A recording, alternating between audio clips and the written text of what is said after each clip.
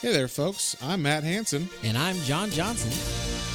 and you're listening to Planes, Trains, and Comic Books, the podcast where we discuss favorites we've reread, both classic and new comics we want to read, and everything else in between. And here's the comic we picked this week. Hey there, everybody. Welcome back to another episode of Planes, Trains, and Comic Books. Today, in celebration of the Marvel TV show that just came out on Disney+, we're doing Moon Knight. Yeah. The first 4 issues. So this is actually in the collection called Moon Knight Volume 1, the Epic Collection. And it's the last 4 issues in that series. Yeah, in that collection. Not the first 4 issues in that series. Not the first 4 issues. No, John messed this up a little bit, and he read the first 4 issues. So he actually read 8 issues total because he read the first 4 issues, and then I was like, that's not Moon Knight 1 through 4. And he was like, oh, shit. So he had to reread it. So he actually got more context than I did about Moon Knight. But yeah, it's because it's my new favorite character. Yeah, and for that, I will just say, I read a little bit of the first issue of his first appearance, which was the first issue in that collection. And there's a werewolf in Werewolf by Night, as you might guess. And what's his name, John? Jack. Well, so his French original name is like Jack Rousseau, but then he legally changes it to Jack Russell. The werewolf is named Werewolf Jack Russell. The fuck was Stanley thinking? Anyway, actually, I think this was written by someone else at the time. But yeah, so that Moon Knight first appeared as like a guest, new character in Werewolf by Night, and he was just like, I guess, so popular that they kept bringing him back in like little one shots or Marvel spotlights or Marvel team ups, and until eventually he got like a precursor to a series in the Hulk magazine, and that's when we get the first of the actual like creative team that writes him for a long time in Moon Knight, and that is Doug Mahnke or Monk. No, I'm sorry, Doug Moench. Right? Moench, yeah. Yeah. And then there's also Bill Cincovich on the art. Yes. And so, now, if you know anything about comics, Bill Cincovich is a fucking master, and he did so much cool shit in like the 80s and 90s and now. I mean, he did the Venture Brothers artwork on all those DVDs. Oh, that's cool. I didn't know that. Yeah, I mean, you can literally pick out all his artwork because it looks so fucking cool. Now that you say that, like, I kind of like, oh wow, yeah, that makes sense because the similarities in that style. Okay, yeah. Well, and this was like the original stuff that he did like for Marvel back when he wasn't quite that guy yet. Yeah, like but you can see he becomes it. But like, especially in the Hulk magazine where they did like the first little precursor story, that really looks like Cincovich, and it might be because the colors are by Steve Olive in that, and just the coloring looks really good with his art. And then he also did stuff like Elektra Assassin and some other Daredevil books that he got really well known for. He's the guy that made the Spider-Verse Kingpin. Oh. He's the guy that made that version of him, the big fat, that's like cool. stocky, weird looking one. Nice. So that's his Kingpin. And so, like, you know him just because he's such a good artist. His art is translated to a bunch of other stuff in the world. But so yeah, this was like his beginning start though. So like, it doesn't look like that. Like his art does not look like that, like the weird painting kind of stuff in this. But you can see the very like beginnings of that kind of stuff. Not fully, more so in the Hulk magazine stuff. That's Moon Knight. But in this, it's Moon Knight issue 1 through 4. It's like his introduction storyline, and it's it's Marvel being like, all right, we're gonna try this Moon Knight character out because everybody kind of said they were so into him, so we'll see if they are for real, Yeah. And this series went on for a while. I think it went on for like over 50 issues. So apparently people liked Moon Knight back in the 70s. So he was created in 1975, I believe, was his first issue. But this is from the 80s, I think. This is from 1980, I think, is when this was written. So. We start off with Moon Knight. It's a weird origin, or it's like a different kind of origin because he already appeared in a bunch of other stuff. So they kind of did some of his, not origin, but like just like what his powers are and things in other issues. So in this, they're just kind of filling in the blanks. Which I kind of liked. Reader. Yeah, I actually like that too. Just kind of, here's the beginning, and then, okay, we're going to cut ahead like 5 years or whatever. So we start off in the desert, and Moon Knight, if you don't know, has at the after he's Moon Knight, after the main character's Moon Knight, he has 4 personalities. But in this, at the beginning, he's just got one, and that's Mark Spector. That's the base personality. Some guy named Mark Spector, and Mark Spector is like a mercenary, soldier / like treasure hunter guy or whatever. Just hey, you need someone on your team to protect you from the locals or whatever when you're raiding Egyptian tombs. I'm your guy or whatever. So he's that kind of guy, and he has teamed up with a local ruffian named the Bushman. And I don't know if the Bushman he apparently has like I don't know if he tattooed this on his face. It. Okay. He tattooed a supposedly like tribal death mask on his face. Yeah, so like I mean that's like a juggalo level of commitment on that. So woo woo. So he has like and his teeth are like diamonds or something like they or like metal or something. They're like metal and diamond pointed or something. Like they're like that's like part of his the first thing. grills. It's like he's going to like if he's gonna like kill you, he's like, bite you and like rip out your throat, which basically. Is weird like, and crazy. It's crazy, but it is pretty like terrifying. It's a different thing. This is a different comic too. Like the idea of your hero having 4 personas and they all switch between. It's like a weird idea, and I could see why it's like cool for like a TV show or whatever, and like interesting for the main character of that TV show. Yeah, you get to act as 4 different things all the time or whatever. So it's kind of interesting. But we get introduced to the main guy.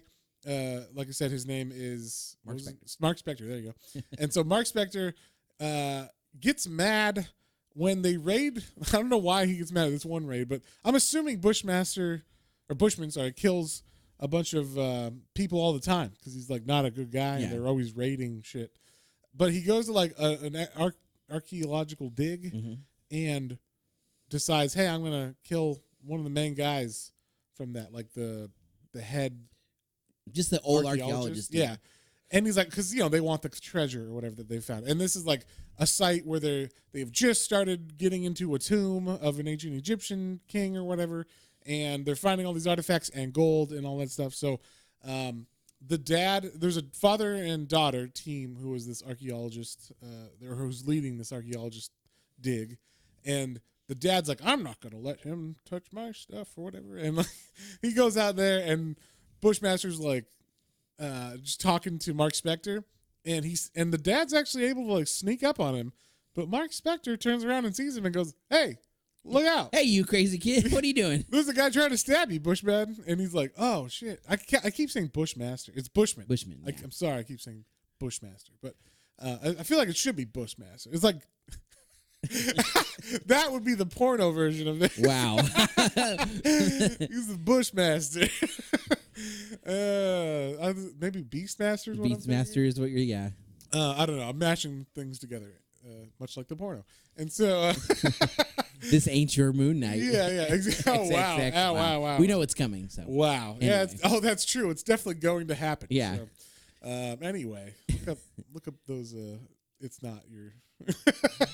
just the you don't even need to like there's no like talking. Real side quick note. There's no real like talking about like the sexuality of it. It's just that. There's this series. It's called Not Your Whatever, and you this ain't your ... Whatever. Yeah, you fill in whatever title of a movie, a cartoon, whatever, and just like because they have G-rated trailers on YouTube, and just watch those trailers. Just watching the trailers is like the effort that they put into like the costumes and like getting the characters quote unquote Let's right. just say John is a big fan. The Simpsons, they're all yellow. That's the creepiest thing I've ever seen in my life. Anyway, enough of your smut, John. Oh my god! Hey, if things like Bridgerton and what is there all these shows now that they're all excited about. What's that show you were talking about? The one about the women who are all oppressed later in the future. Where they have to wear the habits and stuff and Handmaid's Tale. Yeah, this ain't your Handmaid's Tale. This ain't your come out. Oh my god, that's so horrible. Wow. Yeah. Anyway, Moon Knight. So, like we said, Mark Spector's like, "Hey, watch out, Bushman!" And that guy's trying to stab you. And Bushman sees the guy and captures him, and is like, "Hey, I can't believe you tried to kill me. I'll teach you a lesson in front of the others, so they won't fight back." and he snaps the dad's neck. And his daughter, Marlene is her name, is watching this happen. And Mark is like, what are you doing? Why'd you kill that guy? And it's like, hey, Mark, you fucking idiot. Haven't you seen him like tear? This dude has a fucking death mask tattooed onto his face with teeth that are like shark teeth made of metal or diamonds or both. And you think he would be like aware of this dude and what's going on, but he's not. And he's flabbergasted and appalled at what this man has done to this, innocent. I'm down for stealing things, but I'm not killing people. Yeah, I don't want to kill. Killing people's bad. All right. And like raiding ancient archaeological tombs, not so bad. So he's like, oh my God, I gotta like get the old man, like the body out of here. And then he like takes it. I guess he realizes that the guy's dying. He got his neck snapped, but he's dying, and he's like, my daughter's in the house as he's dying or whatever. So Mark's like, oh my God, I gotta save her.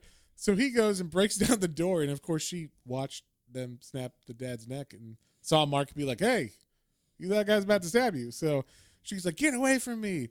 And she drives off, and then like Bushman can tell like something's changed with Mark. Like he's not the same Mark that he knew. Yeah. He keeps like arguing with him, like, hey, why'd you do that and kill that man? And he's like, why do you care? So Bushman, they get in a fight, like, and Mark kind of attacks him, and Bushman takes him out with one punch. And then they're like, we're going to throw you in the desert and just leave you here because they're in the middle of Egypt or whatever, or some desert. I don't know. The Gobi Desert. Sure. The Sahara. The Sahara. I don't know. They didn't say so. I have no idea. But they're talking about how he's like stuck in at first it's like the freezing cold at night, and then it's the super hot during the day. And he's found by the people who were doing the excavation for the archaeologist. And those guys, I guess, find him. They don't know who he is. So they're like, hey, we'll take him to the camp, where they happen to show him to Marlene, who is now in charge of the archaeological dig. I guess they just raided their camp, but not the actual dig site yet. Yeah, because this is the tomb of the pharaoh Set. Yeah, this is the actual tomb. Yeah. And we see in that tomb like a statue of a very Moon Knight looking god or whatever, you know. He's got the cloak on of Moon Knight, which is weird. I was like, so the statue just has a piece of cloth that is in pristine condition on it. It's been buried for years, hundreds of thousands of years, and nothing is affected it. Yeah, and so it's amazing. But they throw him down in front of her and like, oh my God, we found this guy. He's almost dead. And then they like kind of hear his heartbeat as she's crying, like, that's the man that got my dad killed. And then like they're like, oh wait, no, he is dead. No, he dead. He's totally dead. And then something happens where like the moonlight hits the god Khonshu statue, and yeah, I don't know, like the stars align and he comes back to life, and instantly he's like, what's going on? Like, that's my cape. And he just like takes the cape off of the statue and takes it and runs away and is like, I'm gonna, Yeah, it's interesting because like, there's like the future stories where they kind of like they take that and they make it like a little more like structured. And then like, I've been watching the show now too. But like, yeah, it was weird in this because it's like it literally is like something makes his heart come back, and they're literally whatever it was, like literally on the page it says whatever it was. Yeah, they're just like, we don't know, but they could have literally made this explicitly supernatural. Yeah. It's a comic book. Why couldn't you just be like, in the spirit of Khonshu? But maybe like, maybe this is it. It was part of the Comics Code era. Maybe you couldn't have someone being possessed or maybe things like that, so they just had to be like, it's up to you to figure out what's going on. They had some wavy lines around the statue. And they definitely show like something. The moonlight is on on certain areas of his face and shit. So yeah, like, it's just weird. I bet it's because of the Comics Code. Probably. That makes more sense, because they would do things like the reason why Morbius is a living vampire is because you can't have undead characters. Yeah. In comics in the 70s, so they were like, he's not a living vampire. He's alive and he's a vampire. So, yeah, there's weird shit like that. But honestly, that kind of makes them more interesting. Yeah. Because you're like, oh, they had to come up with this weird workaround. And they did. Yeah, they shouldn't have had to, but they did. And it makes him an interesting, different character because of that. So, but anyway, so Mark Spector, now in the cloak of the Moon Knight, takes a Jeep out of the camp. It's like the only Jeep there. And he's like, I got to get revenge against Bushman because he fucking left me out there. And he's probably doing some horrific things in the town that he's like invading or whatever. Because now they've moved on to, after raiding that camp, now they're raiding like a village. And he gets to the village and somehow he gets knives. I don't know. He gets some weapons and he starts taking out all the guys, like all his followers. And all his followers, luckily, wear a skull around their neck like a necklace so that he knows, hey, that's a bad guy. You know, like, because if not, he'd just be like, hey, is that guy bad or good? I don't know. So luckily they brand themselves with a necklace, so that works. And then they say some fucked up shit like what Bushman's doing to the people in the city. So in the city, he gathered all the men and murdered all of them. They shot them all in like a firing line. Then they went back into the city and took all the women and made them basically strip dance for them. Yeah. Like they're all around in like a big, I don't know if it's a town square or just like a building that's got like a big area, but all the men are like, woo! And like the women who know that their husbands have been murdered by these people are forced to dance for them. Yeah. Sexually. It's very weird. Like, I mean, very like horrific. Like, yeah, like I was surprised this was in a Marvel comic because usually they don't go that hard in the paint. I mean, like Uncle Ben dies. That's okay with the comics code, but not. Yeah, yeah, but not a. Yeah, like this is okay with the comics code. Like we'll just massacre people and then like rape their women basically because they talk about that too. Like and more than dancing. Yeah. Like so, but you know we can't have him be possessed by a supernatural being. By supernatural, some kind of force which has no scientific proof. Yeah, and it's definitely not Jesus or God. Yeah, right? Because you know maybe if he was possessed by the Holy Spirit. There you go. Be a different character, I guess. But so Mark, you know, is fighting people now, and or I guess it's Moon Knight now. It's like the first incarnation of Moon Knight. So Mark's fighting people, and Bushman's like, "What's going on?" And Marlene actually comes in. She gets to the city and sees him, and he's like, I can't believe I killed your father. I'm so sorry." Also, I think I glossed over the fact. Oh, we did. I totally glossed over this. Because it's so ridiculous. So, yeah, this is a ridiculous scene. So, back at the temple when Marlene sees him and he's about to die, and he does die, but right before he becomes Moon Knight, like, she sees his body on the ground, and she's like, he's the man who killed my father. And she's like, I'm so sad, but... But then she looks down and notices, you know, his shirt is just a vest. He's just wearing a vest. His shirt is open. He's got that chest hair out. He's got muscly, glistening abs. Yeah, he's been in the hot sun. He's probably bronzed and everything. She's like, ooh, but he is attractive though. Yeah. You know, like she's like, he was a handsome man. You know, he murdered my father, but hey, I'm DTF right now. Yeah, it's very weird. Yeah, so it's a very weird scene, but yeah, so she kind of follows him and like decides like, oh, I'm gonna like help you and don't worry about it. Like I forgive you for killing my father. Or getting my father killed, I should say, and stuff like that. And also, there's another guy who kind of joins their friendship here. It's a guy named Frenchie. Who is French? Who was the pilot that did drop him off, I think, in the middle of the desert. But like he's now, like, he doesn't like Bushman, so he's like, I'll join your team. Yeah. And so now Bushman and Moon Knight fight. And this was weird, I thought. Like, they're about to square off, and they don't actually fight. Because Bushman's like, I've lost the town. I'll see you later. I'll get you later, Mark, or whatever. And then like, next time, Moon Knight. Yeah, next time. And he just decides like, see ya, and he like leaves. I don't know. It looks like there's explosions about to happen, but I don't know what's causing that. I don't know. It looked like stuff's just on fire, and it looked like maybe his control over the town was losing. So he leaves. And then Marlene's like I said, don't worry, you know, I'm forgiving you for what you did to my dad. And Frenchie's like, I'll help you too. And then he passes out in Marlene's arms as like she goes to hug him, and he's like, I'm sorry. And then we just cut from that moment where she goes to hug him to like 5 years later. 5 years later, yeah. So, and then we get like a little breakdown of like the personalities of Moon Knight, or of Mark Spector, I should say.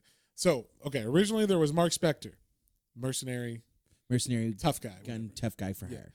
And then when he came back, I guess to like wash away all those mercenary sins of murdering and all that stuff, And because he had a bunch of money left over from the mercenary days, he invested it in the stock market. And I don't know, as you do back in the 70s, you get a new social security number and birth certificate, and you name yourself. They call Stephen Grant. They call Stephen Grant the Wall Street Wizard. Yes. So he was really good at investing, and he does that. So that's his main persona now is Stephen Grant. He pretty much never becomes Mark Spector again in the comic, at least in these 4 issues. So he goes from being 1 personality to 3. And when I say 3, we have Stephen Grant. And he says specifically, because I want to know what like the upper class people are doing. And then it's it's an upper class informant kind of. Yeah, it's like Bruce Wayne in Batman gets to be buddy so he can see all the corruption at the high end of the elites, right? Yeah. And then but he also needs to know what's going on in the streets, right? So in the lows. And so he becomes a cabbie named Jake Lackley. Yeah. And Jake is, just a cabbie who drives around at nights usually. He's got his little cabbie hat on. Yeah. And with that it feels like he's more so Jake Lackley most of the time. Yeah. Like only Stephen Grant when he needs to be, kind of like when Bruce Wayne is like, "Oh, I need to be at this function to put on a face or whatever." Yeah. But Lackley is his main guy because Lackley. I'm sorry, Lockley is his main guy. You're fine. Because that's where all the other characters come from for his informants. Yeah, it's like Jake Lockley is like his life and the characters that he's surrounded are kind of like the main people who help the most. Team. Yeah, that's like the team of people who are going to, as all of the story progresses going forward, they're the ones that like get called on the most to help. And then it's quote unquote financed by Stephen Grant. Yeah. And then Mark Spector again. He's just kind of that's who he is, but that's his in the background. He doesn't really. When we say that's who he is, we just mean was. Yeah. Like he doesn't really ever go into that personality again in this. And I should say, I don't know. We were kind of talking about this. I don't know. He's not written as someone with DID, dissociative disorder, or whatever. Identity disorder. There you go. Or schizophrenia or whatever he was originally supposed to have. That's a later incarnation. In this, he does have 4 different personalities, and they are distinct because they literally make jokes like, "Who am I talking to now, Steven or Jake?" And he's like, "Well, I'm Jake because I got my cabbie hat on," or whatever. And so, or it's funny because someone will say something to him, and he switched, and they didn't know he switched yet. Yeah, and he's like, "I'm Steven." Yeah, and they're like, "Oh, sorry, Steven." Yeah. So it seems like that was maybe the writer of this the idea of, this is weird saying, like the idea of a personality disorder like that, but didn't know anything about it and just kind of like, that's what it would be like, right? And didn't quite get it. So it doesn't feel like a personality disorder, like a mental disorder. It feels like he's actively choosing at any time to become one of these personalities fully, but he's aware that he's doing it. It's not like he's snapping into them throughout. Like in the show, if you watch the first episode, he doesn't remember when he's one of the other personalities, and it's like, "Oh, what's going on? I keep blacking out." Well, in this, he's like, "No, I'm making a very clear choice to change into Stephen Grant now, and now I'm going to go into my cab, and now I'm Jake Lockley." And so, it's an interesting take on, as a first take on the character, knowing what he becomes. It's interesting to look back on it, and and then the fourth, or I guess the third persona of Mark Spector is Moon Knight. He is the Fist of Vengeance, right? Or is it the I am the Knight. Yeah, basically. I am Moon Knight. Yeah, I don't know. He's been compared to Batman because of the money and because, he throws little shurikens that look like moons that kind of look like batarangs, but I could see some of that, and then he has a ship in this that Frenchie pilots for him. One of the dumbest designs I've ever seen for a helicopter, because it's got to be a helicopter because Frenchie's a helicopter pilot. Yeah. So I don't know how this flies, honestly, but so it's a big moon, like half moon shaped crescent. Mm-hmm. And in the missing part of the crescent is a propeller blade that when it's hovering, all the weight would be in the front where the metal crescent is, where the passengers and all that stuff. So I don't know how it flies. It would have to be like... Yeah, it would be leaning sideways all the time, like leaning forward. But apparently when it's floating, and you can tell they just thought of this like just for the look in the comic. Yeah. When you see it from below and it's in the air, the blade, it's got the moon and the blades kind of disappear, so it looks like the moon's floating in the sky. It's such a weird design. It's like it would be terrible to figure out how to make this work in. It's almost like Owlman. Oh, yeah. In Watchmen, it's like, how does this fly? I don't fucking know. It just does. And it floats. It floats in the sky somehow. There's no wings or anything. It just does it. So yeah, it's kind of like one of those. Except this is even a dumber design than that. So, so now Marlene lives with him in a mansion that Stephen Grant owns, or that's under Stephen Grant's name, and they are lovers. They are banging it hardcore. Yeah, and like they don't obviously explicitly show that, but it's very implied in several scenes. I was shocked a bit how far they went on some of the sexuality in this comic. Yeah. For the 70s Marvel, she walks around almost completely all the time in negligees or bathing like suits, fishnets, bathing suits, like just leisure lingerie, as we'll call it, leisurely lingerie. Which, hey, good for him, right? Like, yeah.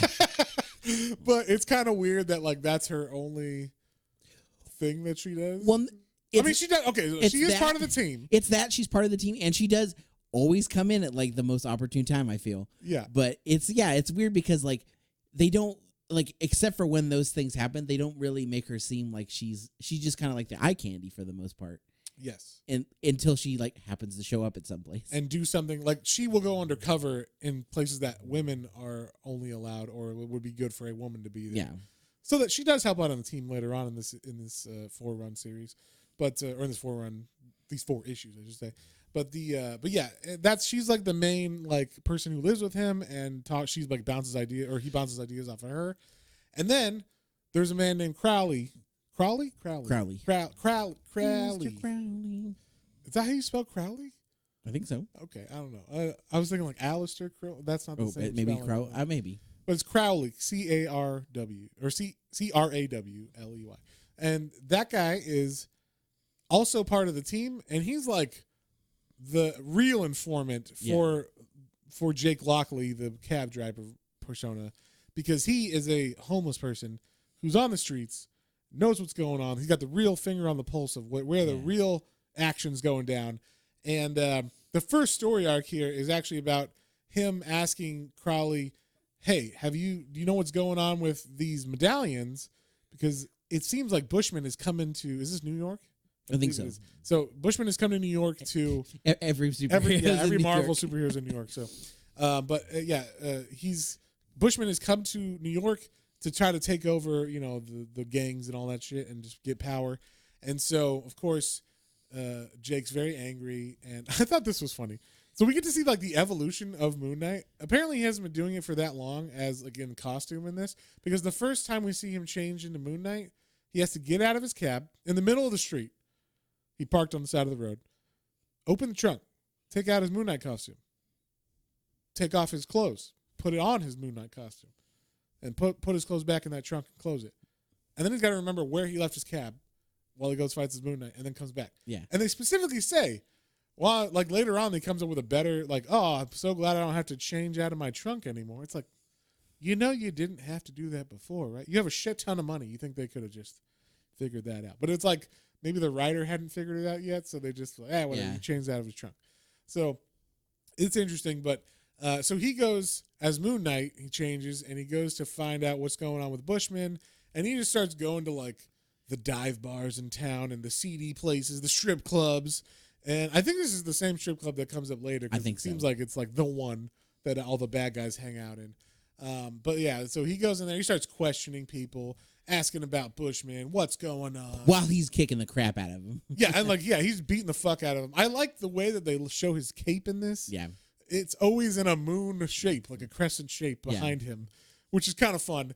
And like very unrealistic, but like fun to see on the page. It's very, very graphic. Yeah, you just imagine like he's rumbling and tumbling, and every time, like in a panel, it would be like if they took a photo of him going, and it's perfectly crescent. Yeah, it's just amazing. It's like almost like if it was Doctor Strange's cape, and it has a mind of its own, and it always goes into a crescent shape.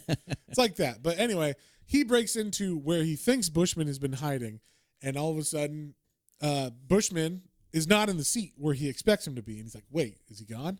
He sees the dagger that Marlene's dad had when he tried to stab him, and but then all of a sudden he hears like "freeze," and we see that Bushman, who looks even crazier now, he's got like a fucking cape and like gold bracelets, and his mask looks more ornate. And it looks like he's had more tattoos done on. Yeah, like he's got like a jewel implanted in his forehead and shit. I don't know. He's like really gone all out. He's there with a gun, and he's like, "Don't move, I'm gonna kill you." And they kind of, I thought this was interesting. He's got the gun on him, like trained on Moon Knight, and Moon Knight's able to just like and like get out of the way of the bullets. True. Yeah, I mean, he can't be more than like 6 feet away. Yeah, like I mean, all you have to do is pull the trigger, which is less than a second. Yeah, and Moon Knight's like, and like jukes him, and like is able to make him miss. And it's also because Marlene comes in because she follows him because she understands that he's trying to get Bushman. Yeah, and she wants revenge for her father still, so she follows him. I think maybe that's why he misses more than anything because she comes in and is like, "Oh." And he's like, "What the fuck?" And then like Moon Knight moves right as he fires. But then she ends up getting shot because he's like, "What are you doing here?" And he like shoots at her. She gets shot in like the side, but it looks like is a graze. She just gets grazed. Yeah. And but then Moon Knight and Bushman fully fight, and he's gonna bite. Like Bushman gets the better of him in a fight, and he's gonna like he pulls back Moon Knight's mask and like on the neck area, and he's just like, "I'm gonna tear out your jugular," and he's like gonna bite him like a shark. But then we see that we get the introduction of a couple of Moon Knight weapons. I don't know if this was in the early issues, but he's got a truncheon, which is basically a nightstick that's made of metal, and it's kind of like what they used in trenches in World War One. And later on they actually like make it better, but and this is just a straight metal rod that he like is able to put in the guy's mouth so he doesn't bite him, and like he's like and like he bites the truncheon and is able to get the upper hand, and then he starts beating the fuck out of Bushman. Oh yeah, like just like like don't you ever say anything about Marlene's father again. Like keep Marlene's name out your mouth. Yes, exactly. But harder than that. But much harder than that. Slap. So, and like so much so that Marlene is literally like, "Stop it! You're gonna kill the man." Which is like why she went there anyway. Like, but I guess we find out she's not as hardcore as she thinks she is. Yeah. And so, he just leaves him there and is like, "I'll call the police and put my calling card in the wall or whatever." The moon crescent. A moon crescent orang. Yeah, exactly. He calls them his darts later on. I'm like, what the fuck? They're not darts. No, they're not darts. They're like little boomerangs, basically. Yeah. And he throws them and they stick in the wood or whatever, and that's it. But like, that's all he leaves. He doesn't leave a note or anything, and it's just like the police will know. They'll know. And I'm sure the police are like, "What the fuck is this metal thing?" And they like walk away. It doesn't mean anything. But yeah, then the police show up and find Bushman all beaten up and everything. And then the second issue starts, and it's a pretty fun story. I like this one a lot. Yeah. Actually. It's an interesting. It's like a character growth development for like his cast of characters that help Moon Knight out, and it's also like an interesting story. I didn't like the twist of it, but basically there's a serial killer, which is kind of a novel idea in the 70s. It's like when that's all kind of happening. Yeah. It's getting bigger, an idea in the American consciousness, so it makes sense that this is going to be in this series, because this is also a way more violent series, I think, than the traditional like Spider-Man is going to have this much violence. So there's a guy named the Slasher who's a serial killer, and he's killing homeless men specifically. So of course, Crowley being a homeless man is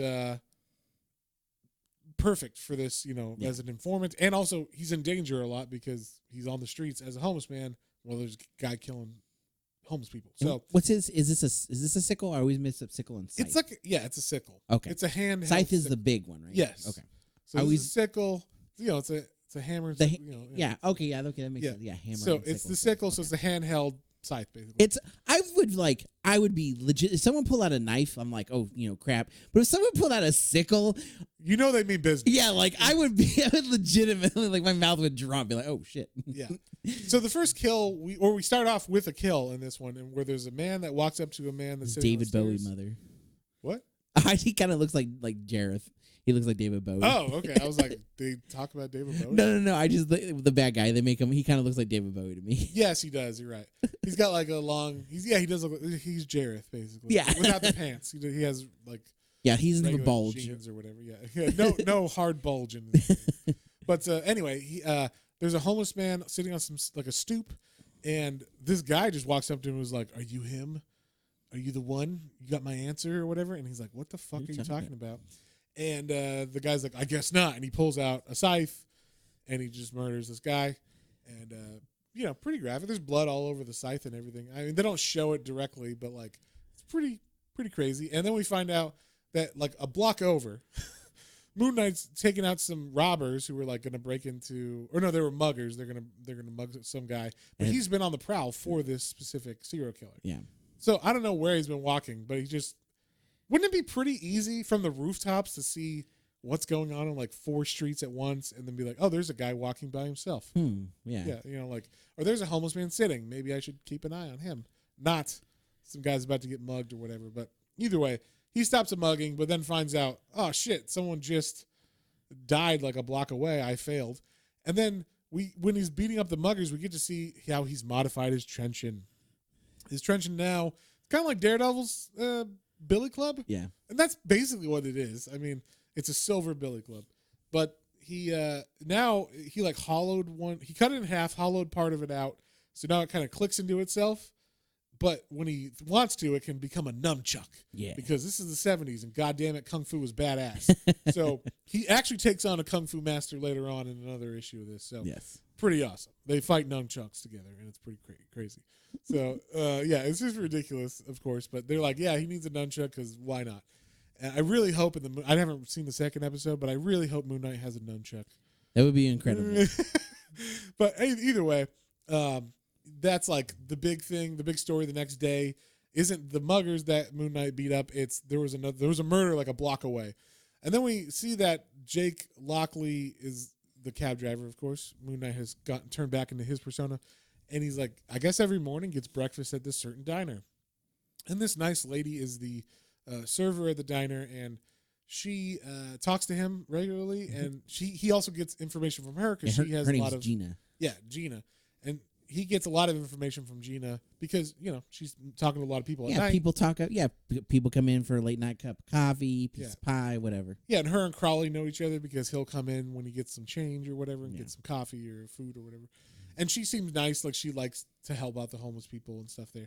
So there's that's like his informant circle there. Those two people are the main informants at the beginning, at least. And then he goes home after getting some information, finding out that, oh, there was a murder, and I totally fucking missed it because I was busy with those muggers. He comes home, he's all pissed off, and he's telling Marlene. He's like, she wakes up as he comes home, and then he's like, I'm going to go swimming in the spa because I'm all sore. Like, you want to come with me? And she's like doing calisthenics next to him. There's a real emphasis of working out in this comic, too. Yes. Many times, whenever him and Marlene are together, they are working out. And like 70s working out. Like, I imagine her. You remember those old workout videos from the 80s where it's like, and squat. And squat. Exactly, yes. That's how Marlene would work out, I'm assuming. Like the ones from the Goonies that the brother was watching. Like those. Like, yes. Yeah. So, but she's doing it, and she's also doing it in a nightgown. And I was telling John, I was surprised at how much definition or detail there was in the figure in her nightgown, because like literally I was telling him, I mean, it's like they just drew her naked and then put a pink color over the top of it. Like basically, and then they added a little ruffle so you could tell like it was supposed to be a top. A gown or whatever. But yeah, I mean you could just see her nipples through it. I was like, wow, that's Marvel. This is Marvel. Marvel of the 70s. Comics Code. This is the crazy 70s after the no demonic 60s. Possessions, but tits. You could probably see them titties. Yeah, sure. Okay. So basically she comes up with an idea with him to have Crowley kind of be the informant and like get like what's going on and be the guy to watch for this serial killer. Well actually at first they're coming up with that plan, but in the meantime while they're doing that plan, like we're cutting back and forth between them being like, maybe Crowley could help. Crowley's actually getting attacked by the serial killer. Yes. As he's walking, and the guy asks the questions again. He's like, "What are you talking about?" And then he pulls out a scythe, and you see no.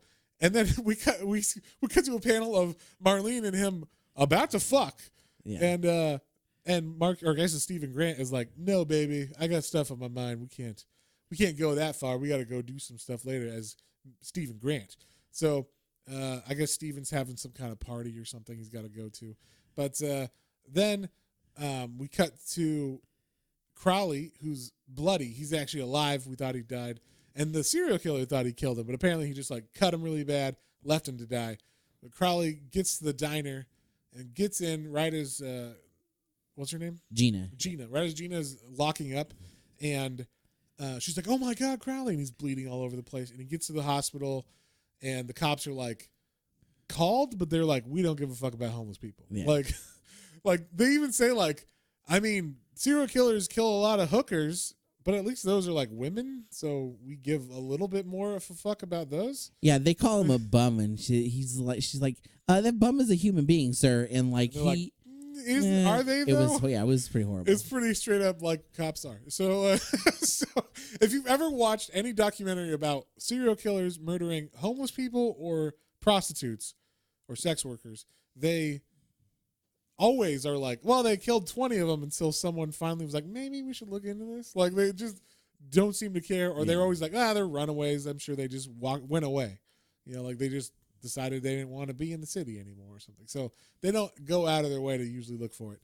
We also get the introduction of Gina's 2 children who are, I don't remember what their names are. Do you remember what their name? Ray and Ricky. Oh yeah, that's right. And they get introduced, and they're still in high school, but they follow Mark Spector. I mean, not Mark Spector. Jake Lockley on his job. I can't remember why. Oh wait, I remember. It's because Gina told her kids, "Hey, go find this cabbie and tell him that his friend Crowley is in the hospital." Because as of right now, Jake does not know that. Yeah, and so they find him. They tell him, "Hey, your buddy Crowley's in the hospital." After he thinks they're attacking them or attacking him, and he like beats them up a little bit, and then like, whoa, oh man, we're Gina's kids, Rick and Ray. So like, he's like, "Oh, my bad, sorry." And so then he goes to the hospital to look after Crowley, and Crowley's like, pretty shaken up about it. And he actually goes a little bit into his history because, they're kind of like, well, I mean, you care about your life, right? And he's like, yeah. It's kind of putting it into perspective for him. Like he could have died. And he kind of thinks about how he's wasted his life over the last 20 years. And we get like a little flashback of he used to be happily married, but he was a salesman. And then on the road, you just kind of get drunk a lot and other stuff a lot. And then he came home and he would still drink. And then his wife got pregnant and he left the kid after they fought a lot and everything. They got a divorce, and he's like looking back on that and he's sad that he wasted his life and not a lot came from it. And he's tired of being how he is. So he goes through all that, and then like I guess they get him out of the hospital. And the best part of this is that they're all back at whose place are they? Are they at Gina's place? I think it's Gina's place. And he's like, "Okay, I'm gonna tell you guys that I am the Moon Knight." And like he just reveals it. He's like, since we're all on the same team now, the kids. So the 2 kids, Ricky and Ray, the mom Gina, Crowley, and Marlene already knows. But he's like, "Hey guys, just so you know, I am Moon Knight." So we're all on the same page, and it's like, whoa, okay. I guess he's really trusting of these 4 people. Yeah. And so, or 5 people actually. And so. Now that's like his team, because they're all going to be part of his team going forward, like for helping him. And so now they're trying to catch this guy, the serial killer. So Crowley's looking around, asking people. It's been a week. Nothing's happened. And then we see Crowley talk to a person on a stoop again. And the person's like looking drunk and pretends to be asleep, or is asleep, I should say. And then the serial killer comes up to him and starts shaking him. They think it's a serial killer. Oh shit, I forgot it. Yeah, but it's because they make it's the same coat basically. Yeah, so you think it's a serial killer, and Moon Knight takes a punch at this guy because Moon Knight's actually the bum. He's pretending to be the bum on the stoop. Yeah, and he takes a swing at him, and then realizes, oh wait, that's not that guy. And Crowley's like, yeah, that's not the serial killer. And then they hear like a scream, like ah, and then it's coming from an alley, and they chase the serial killer, and I guess he doesn't kill the person that he was going after that time because he's running away. Yeah. But they are able to apprehend him. Moon Knight, beats him up or whatever, and they call the cops. He gets arrested, and like Moon Knight's on the looking over and seeing everything, and then we cut back to Crowley, who goes back to his house, we'll call it, like where he stays, and we see he's got this little box that says cigars, and he's actually supposed to be a witness for this serial killer killing people, because he's got to say, hey, that's the guy who tried to kill me. But something's happening. He looked at the box of cigars and he realizes something, and he realizes, I can't talk, I can't be a witness to this. So then we cut to the court a month later where he's on the stand. He gets called to be a witness against this man who's the serial killer, and they say, did he do these things to you? And he's like, no. And everybody's like, what? I thought you were, going to tell the truth. And he's like, I am. I can't do it because he's my son. And it turns out that kid that he left 20 years ago grew up to be a serial killer. Who was, the questions he was asking were like, are you my dad, basically? Are you the guy who left? And like, and so it was like a big thing. And then the serial killer freaks out being like, what? And then lunges and gets a gun from the cops and then shoots a cop and all this shit. And then is able to escape. Yeah, is able to escape out of a courtroom with like 4 cops. And the cops are like, he's got a gun. We got to get out of here. They run away from the guy with a gun, which I thought was funny. But Moon Knight's on the tail of the guy, and he's running down the street, and Moon Knight's like following him, jumping off of like the flagpoles off of buildings and stuff, which is pretty cool. He throws his truncheon. It hits the guy in the leg and makes him trip. And then Moon Knight's talking to him on this building. I guess they run up to a building. They run all over the fucking place. Yeah, he trips on the ground, but he somehow ends up on the top of a building. And they end up on the top of the building, and Moon Knight's like, come on, buddy.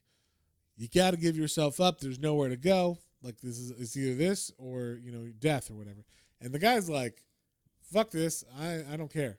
I found what I was looking for, and I'm mad that, like, I didn't get to kill him, so I'm out of here. And he kills himself. He jumps off the edge of the building, and he falls, and he dies. Yeah. And it's very sad for Mark Spector, for the Moon Knight. He's like, oh, no. And, of course, Crowley's like, my boy, I feel so bad because I never got to say I'm sorry or be a dad or whatever. And that's the end of the issue. He's end like with, just the saddest, worst thing, or not worst because he was a serial killer, but still, just like, nope, no, nobody gets justice in that one. Yeah, no.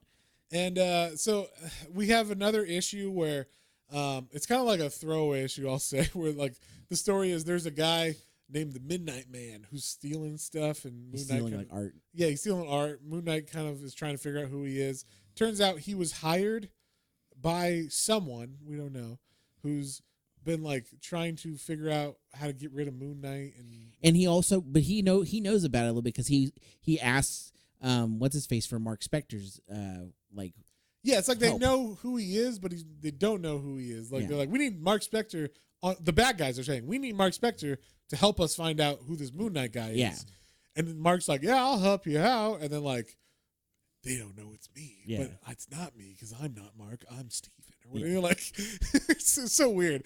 But like basically the Midnight Man, Moon Knight tracks down the Midnight Man and is able to, or they kind of run into each other. I think the Midnight Man finds him, and they fight each other in Stephen Grant's house, I think, right? Yeah, he's trying to steal some artifact. Yeah, because Stephen Grant has all those artifacts of Egypt and everything. And so they have this pretty epic fight scene, and Marlene actually shoots him, which I was like, wow. She shows up again. She shows up at the right time. Just the right time. The Midnight Man's about to kill Moon Knight with a knife. Because I thought this was fucking ridiculous. Moon Knight breaks through a window fighting this guy. They fall onto like a ledge of a roof. Well, the glass is still there. And Moon Knight like steps towards him like he's winning. He steps towards him and it's like, oh, my ankle. I slipped on glass. And he just falls down on his ass from glass. All right, writer. Like, I guess Moon Knight is pretty fucking clumsy, I guess. Like, those shoes are not. They're not anti-slip. No, they are definitely not. And it's a piece of glass. It's not like the slipperiest thing in the world. Like, glass would crack, turn into crystal shards, and not slip everywhere. But whatever. He slips, and that gives Midnight Man the upper hand. And of course, like you said, Marlene shows up right when she needs to. She shoots him, and Moon Knight was like, "Holy shit, you killed a guy!" And she's like, "Yeah, I did." And then later on, they're talking, and he's like, "So that was crazy. You killed that guy, huh?" And she's like, "Nah, he's probably somewhere out there because I had to use rubber bullets." And then she throws a bullet. And it goes boing. I like that. I like the sound effect. Yeah, it's like, what? Like, I don't know why they had to do that, but I just thought that was ridiculous. Well, and they will say that she shoots him, and the guy's like, "Ah," and falls back, and he falls into like a ravine or lake or something. Yeah, it's a moat surrounding the castle-like house. But he doesn't like. Moon Knight's like watching for him. He's like he doesn't surface. He doesn't surface. And then he's like, well, he must be dead. Yeah. So the people that hired Midnight Man follow that up with, "Hey, we want to kill this guy for real now. We're going to hire 5 real assassins." Yeah. Those assassins' names are Boom Boom, the explosives expert, Razor, the blade freak, Ice, sniper assassin, Dragon, karate black belt, and Bull. Just a plain animal. So stupid, but fantastic. And none of them, except maybe Bull and Dragon, look at all like scary or anything. Like Dragon just looks like a kung fu guy. Bull looks like a big strong man. But the other guy just look like fucking nerds from the 70s. They got bell bottoms on and The shit. explosive expert has like a bomb from like a cartoon. It's like the a big Acme bomb. Acme bomb. Yeah. It's weird, but sure, why not? Not dynamite or, Yeah, and this one starts off with the sniper assassin, Ice, and he's got a bead on Moon Knight, and he's like about to take him out, and it looks like he does shoot him, but something happens where I guess he had body armor on. I don't know how he got out of it. Yeah, Moon Knight's. That's one thing, and they kind of allude to it because in this one they do go back and they reference the first appearance of Moon Knight a little bit. Yeah, in this from one, Werewolf. Yeah, Werewolf by Night. Yeah. Moon Knight's costume is made out of like some kind of cloth, but also it's got like silver in it, and so it's like supposed to be like You know how bulletproof silver. I assume it's supposed to be some kind of like woven Kevlar. Yeah, basically like resistant to like bullets or like bad attacks. They should have just said adamantium. Basically. Actually, I don't know. Was this? I think this might be before Wolverine, so that might not have been a thing yet. Yeah. Well, and I thought it was funny because in the werewolf one too, they're like, oh, it's silver. They're like, oh, the werewolf's not going to be any match because how can he fight against a man made of silver? Yes. Anyway, Moon Knight's like, that guy shot me. He appears out of nowhere and fights Ice and wins over Ice. Well, I guess Ice hits him in the face and then is like, I'll be back. haha. For some reason, doesn't shoot him right there in the head with a 30-06 or whatever. Like, these are you're an assassin, man. Shoot him in the fucking face. It's probably not bulletproof. He would have to reload, or he didn't have any more bullets on him. Something. It's a single shot rifle. Yep, he only brought one. He only brought one bullet. That's the thing about this. Actually, he brought 2 because he fires one time when Moon Knight's fighting him. Oh, that's what happens. Moon Knight is about to attack him, and the guy's got a long rifle. So Moon Knight pushes the gun up as he's going to attack, and the blast from the second shot blinds Moon Knight, and that's what gives Ice the advantage. Advantage. There you go. And that's why he's able to like butt Moon Knight in the face, and the guy runs away. So now Moon Knight knows, hey, there's some like assassins trying to get me. We get to meet the whole team and who hired them. We get another workout scene with Marlene and him, and they're like, like I said, there's a lot of working out. They like working out. Then we get another recap of their origin and how like Frenchie will dress up like a businessman sometimes to like go undercover and help like set up like, I want to hire 5 guys to kill someone. Who would I do that? And they're like, oh, you mean these 5 guys? Yeah, he'll do. And so he gets like information on who the 5 guys are, kind of thing. Yeah, and I think it's also was referencing because there was like a committee. They call this the Committee of 5, and I think there was in the werewolf one, there was a committee that hired Mark Spector to go after the werewolf guy. Yeah. So it's kind of like a cover. Like, how does Moon Knight get hired? It's like Frenchie goes and hires him. Yeah. And then, goes after stuff. So, anyway, we're trying to get information on who these 5 are, like specifically. He knows one of them was this one guy, but he knows there's 5 others. And he hears that, hey, all the high rollers are talking about 5 new guys that came into town at this new strip club called Bomberettes Nightly, I should Nightly, yeah. And it's just like it's like the Spruce Goose or some shit, like Yeah. that's converted into a nightclub. Into a nightclub. It's very weird. It doesn't look very. It doesn't look attractive safe at all, or safe. Yeah. It looks like this plane is like propped up on a bunch of like Well, I struts or assume the something. landing gear's down or whatever, and it's just held up there. But it's weird because you only have like 2 entrances and exits. They're very small boarding ladders or whatever, Yeah. and then there's a parking lot just next to it. So it was very weird. But this is where we get to see the team of informants and the team that he's built up with Gina and Crowley and the 2 boys, Ricky and Ray. So he tells Ricky and Ray. Now, keep in mind, he asked Gina earlier, hey, is it cool if your boys help us out in these like missions? And she's like, yeah, as long as they're not doing anything dangerous or, bad or whatever. Like if they're just getting you, hey, the kids in the neighborhood said this guy was doing something. Moon Knight takes that to mean, yeah, I'm going to send you 2 young underage kids into a strip club where you can see all kinds of dancing ladies and ask about, hey, do you guys know where we can find some assassins? 5 specifically. So these kids walk into this strip club and people are like, hey, aren't you a little young? And they're like, no, we're fine. And they're not mesmerized by the tits or anything in the stage. They do their job and they walk into the back. They ask questions and someone's like, go back there and ask them. Yeah. They walk in and someone's like, what the fuck are you doing in here? And like pull a gun on them. And he's pointing the gun at these 2 underage kids. And Ray or Rick, I don't know which one, is able to like grab his face and shove it down onto the ground, onto the table that they're standing in front of. And the other one, Ray or Ricky, gets the gun as it flies out of his hand. And now they have him at gunpoint. You got children. Children with a gun. Pointing a gun at a mobster or some kind of connected man. Dangerous individual. And it's not considered like a bad thing in this. They're like, good job, Ray and Rick. You did your job. Marlene literally is like, give me that gun. Good work, kids. You little rascals. You scamps. I can't believe it. Then, and this was one of the weirdest things I've ever seen in a Marvel comic. So then they're like, okay, we got to get some more intel, but we don't want to send the kids in. So we're going to send Marlene in to the strip club. And she's going to be a stripper. And she's going to get lap dances or give lap dances to all these assassins and get information. Get information. So there's a panel where, and I didn't quite understand this when I first read it, but then as I was trying to figure out what the fuck was going on in the art in this. So this is a strip club in the 70s in a place probably where you can't show full nips or whatever. So they have those tassels on their tits and they're swinging their tits around in a way that it's creating a propeller effect with those tassels.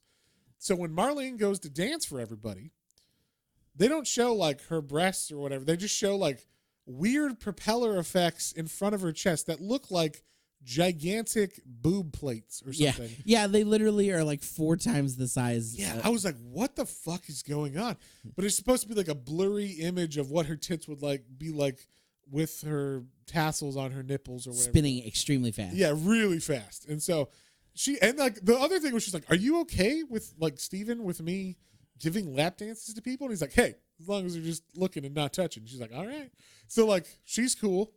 Look, this is the 70s where people are free with sex and everything. Like, they're cool. She's with it, all right? So She's hip, yeah. And so she was giving like lap dances to these people and like figuring out who they are. In the meantime, we're like other people are finding things about them. Moon Knight tracks down the demolitions expert. She's giving specifically Ace lap dances though. I don't know if Ace is like this is where he goes to like calm down or whatever, to wind down every day. He goes to that strip club and he gets dances from her. So she's getting information from Ace. Moon Knight's able to track down Boom Boom, who's the demolitions guy. I did like this because he finds a package or cat. He knows a cat finds a package, and he's like, "What you got there?" He's like, "Oh no, get away!" And he pulls the cat. He saves the kitty. He saves the cat from being blown up. Boom Boom is like, "Man, I was gonna kill that cat," and then the cat runs away, and then Moon Knight's chasing after Boom Boom, who's about to light a stick of dynamite, and Moon Knight throws one of his shurikens, his little moon crescents, and it cuts the dynamite fuse before it hits. Oh yeah, I did like that. He doesn't have a way to light it anymore. So shit like that. Like he's just tracing these people down. They keep getting away until we get to like the end fight scene. Like he takes on Dragon first, or like he gets to a boxing match or something, right? Isn't that like so he goes to a boxing match where I guess these 5 guys are going to be because it's like a mob run. I guess somebody's going to probably throw the fight. That's probably what they were it is. getting at. But he finds out, this is where all the 5 of them are going to be because it's a big event. I guess it's a heavyweight boxing title or something.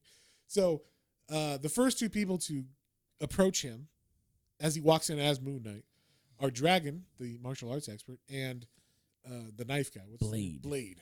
So the knife guy's like, I'm going to cut you. And he instantly gets the shit beat out of him. And like his arm, like he's like, I'm going to stab you. I can't wait to stab you. And then like Moon Knight pulls out his truncheon and just like hits his wrist. He's like, ow. Yeah, literally, it's a snap on the page. You're like, he broke his wrist or something. He's like, ah. And then like, this guy has glasses and he knocks him in the face with the truncheon, the nunchuck truncheon, and knocks him out. And then the Dragon, the martial arts guy's like, oh, you have nunchucks? I have nunchucks too. But it doesn't really matter because apparently he sucks at everything fighting wise because Moon Knight kicks his ass. Moon Knight is quicker. But then all of a sudden, out of nowhere, the big guy, Bull, he gets sucker punched. He gets sucker punched by Bull, and then he takes Bull on. Bull is just literally a big man. I don't think he's really got that many fighting skills. He's just muscular because Moon Knight is able to like upper kick him in the face. Like it was almost like, what's that? Isn't there like a what's that? The Austin Powers where like they're like next to each other fighting, and you just see a foot come up. How much? Yeah. That's exactly what this looks like. Moon Knight's foot just goes bah, like right in the guy's face. Then he takes out Bull, no problem, pretty much.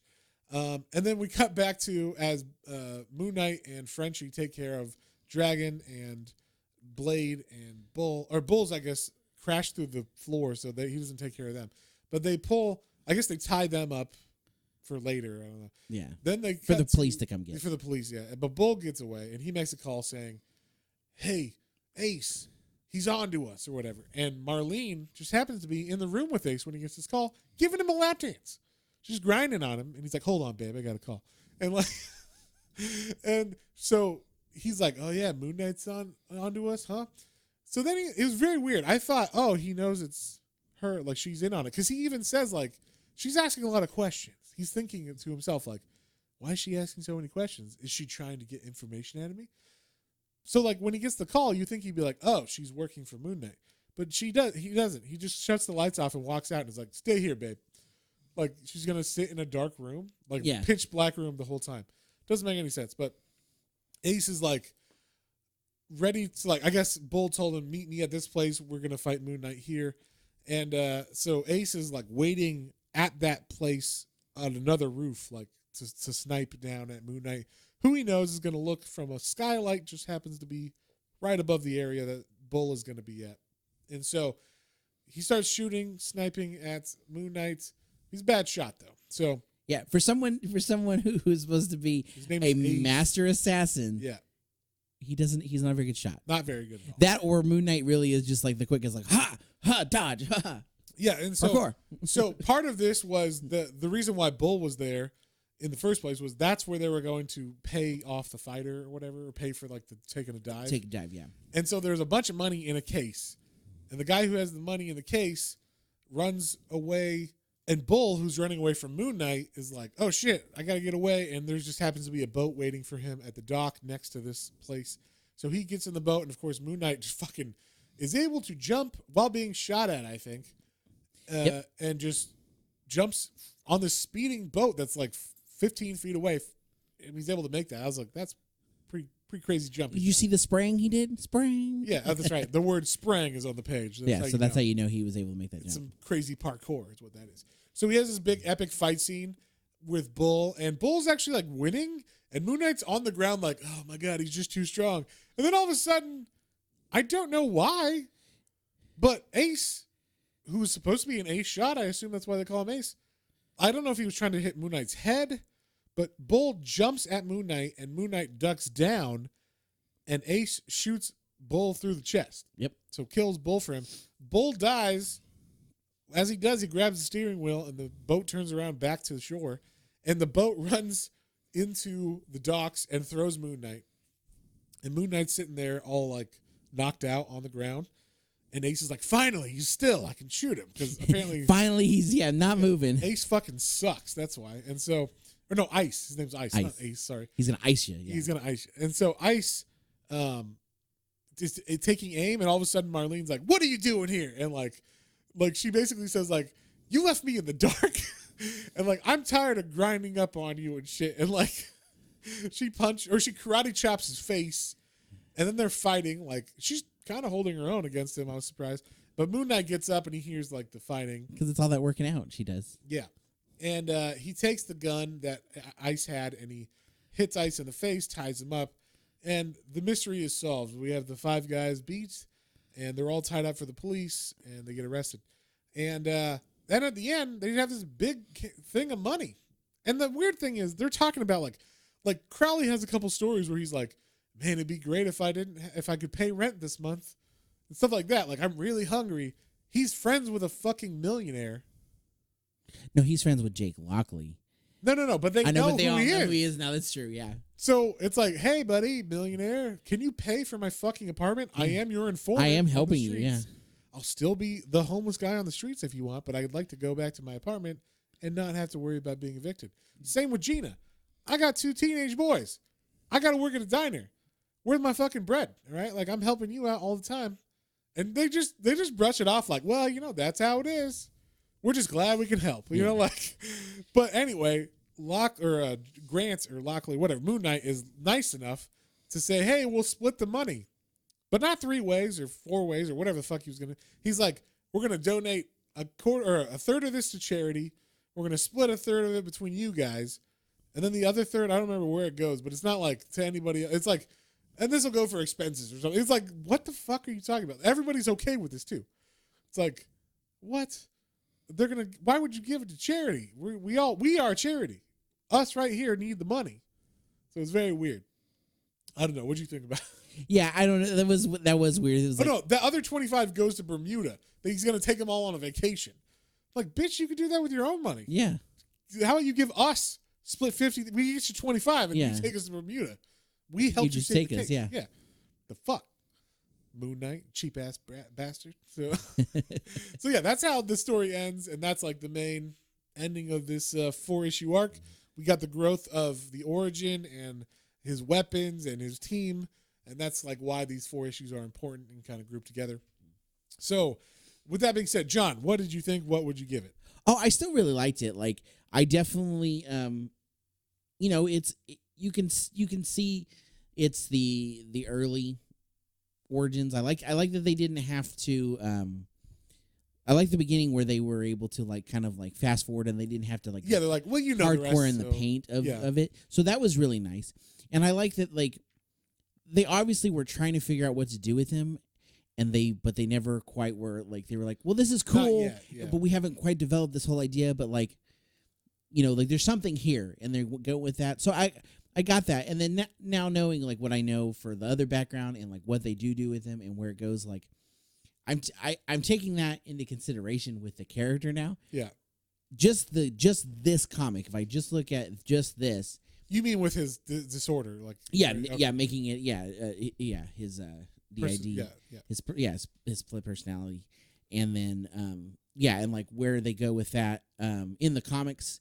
As well as like now, that we're getting the show and whatnot. Like, if I just look at the comic itself, it's a little lackluster. Like, it's cool, like some of the ideas they come up with, and I definitely like some of the. It's an origin story. Yeah.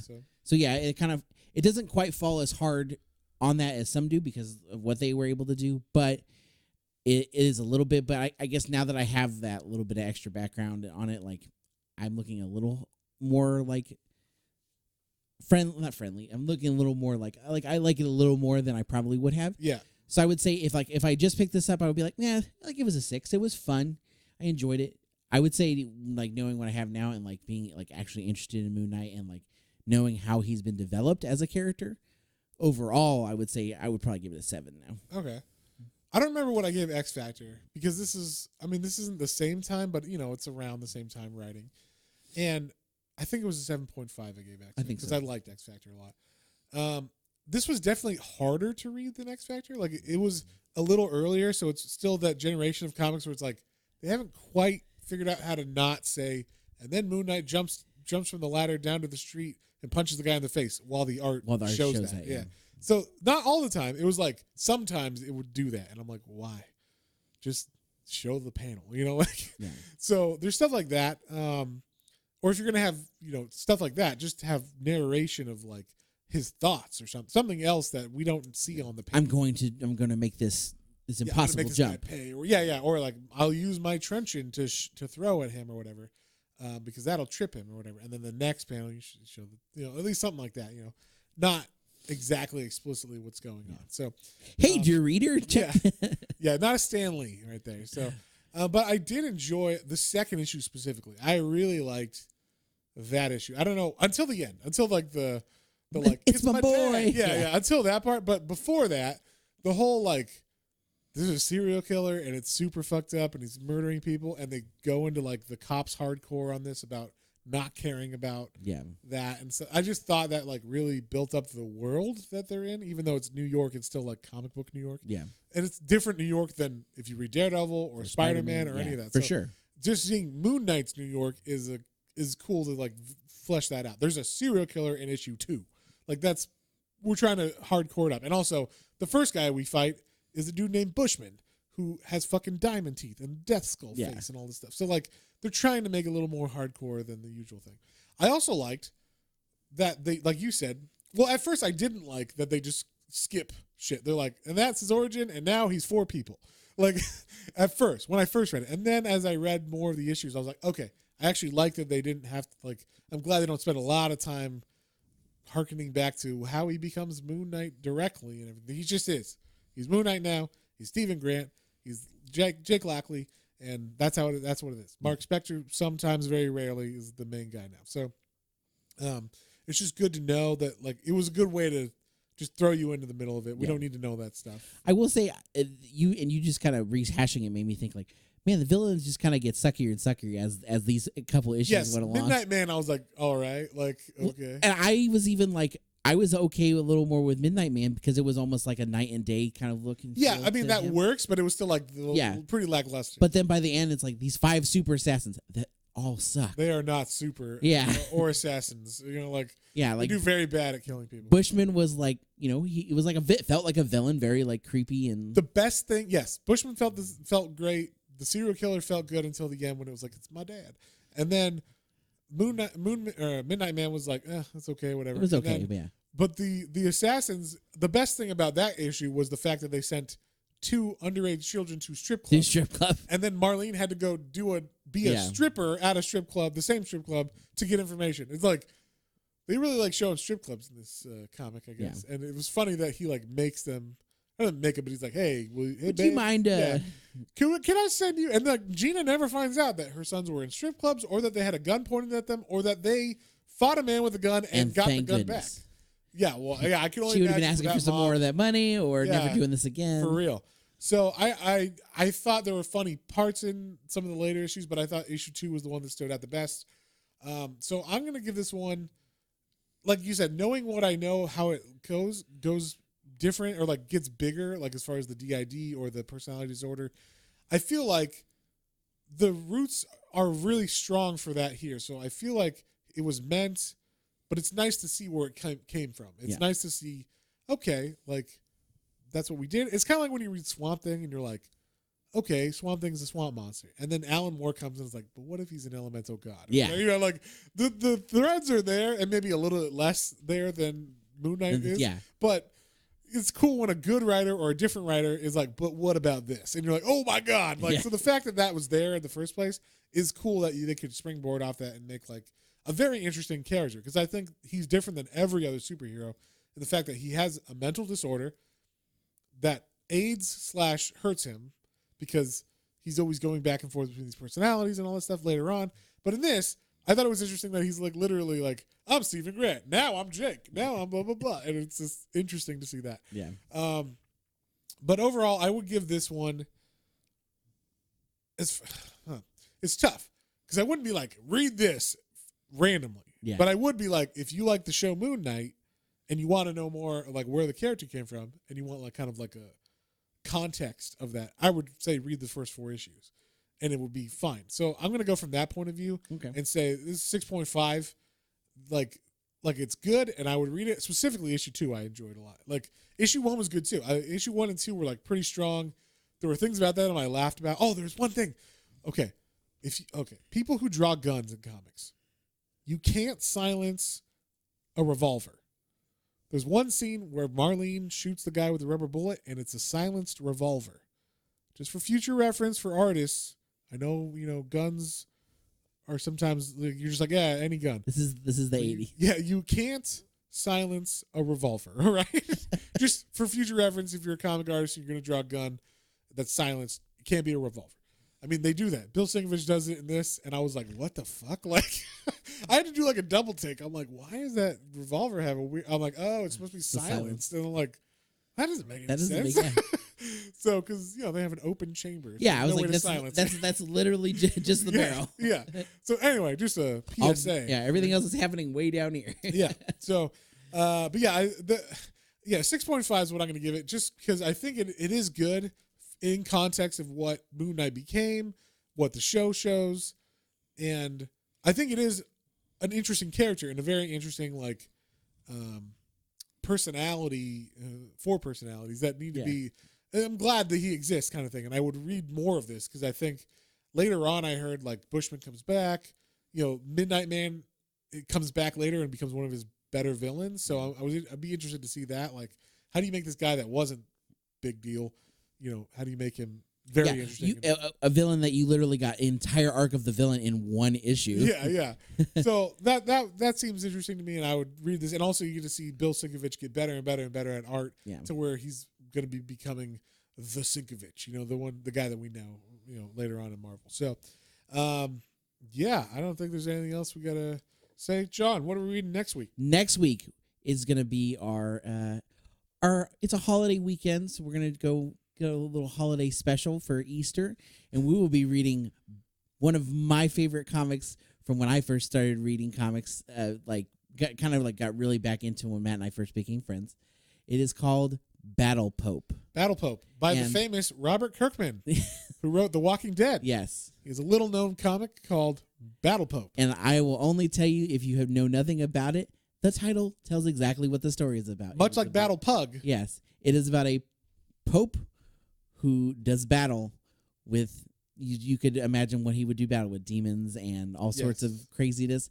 And if you want us to spoil it for you, check it out our next episode, or you can read along. I know it's on Comixology. It's Amazon. It's on Amazon. And it's on Amazon. Pardon me. They fucked up and now they're Amazon. But it is really... It's a comedy book. It is a comedy. And if you are particularly religious or sensitive to those things, then probably don't check this one out. Because I mean, if there's a God, he's got a sense of humor. Look at the platypus, right? Yeah, or the echidna. Or the echidna, any of those. But seriously, it is extremely blasphemous, but it is very I mean, this is crazy. This is very it's crazy. Yeah. So that's what we're reading next week. If you guys have any comments, questions, or suggestions, you can email us at planestrains&comicbooks, all one word, at gmail.com. And don't forget about our Instagram, Twitter, and YouTube channel for exclusive content. Also, if you feel so inclined, we have our coffee, ko-fi.com/planes, trains, and comic books. You can kind of get everything we do during the week we put up there. Kind of gives you you can sign up for our newsletter there basically, and it kind of goes over everything we've done that week, all of Matt's exclusives. When Will pops in for one of his videos, our weekly podcast here, and also if you feel the need, you can donate to us one time, or you can sign up for one of our tiers. Yeah, we have a couple member tiers. One of them is you get to suggest a book and you get a shout out. So if you are like, why the fuck haven't they covered this book? It's driving me crazy. You sign up for that tier. You can suggest a book. Right now we're doing once a month. So if you want to suggest a book once a month, you can do that. And we will read it, probably. I mean, there's very few that we wouldn't read, but for the most part, we will read it.